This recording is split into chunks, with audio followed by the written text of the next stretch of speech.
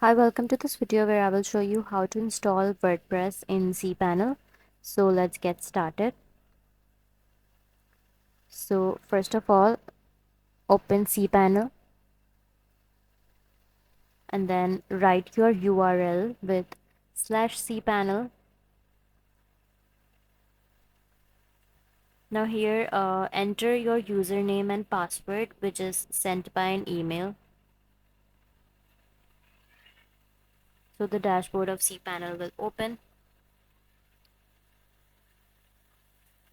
Now scroll down to the software part and select WordPress. After selecting WordPress, click on the install button. Now choose protocol, choose the domain.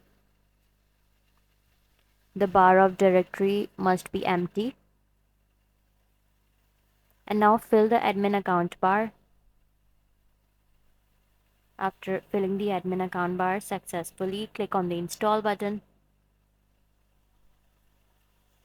Now click the link. And here to open WordPress dashboard, write the URL with /wp-admin. Here enter the email ID and password, and here the WordPress dashboard will open. So that's how you will install WordPress in cPanel. That's all for this video. If you found this video helpful, please like and subscribe to our channel, and thank you for watching.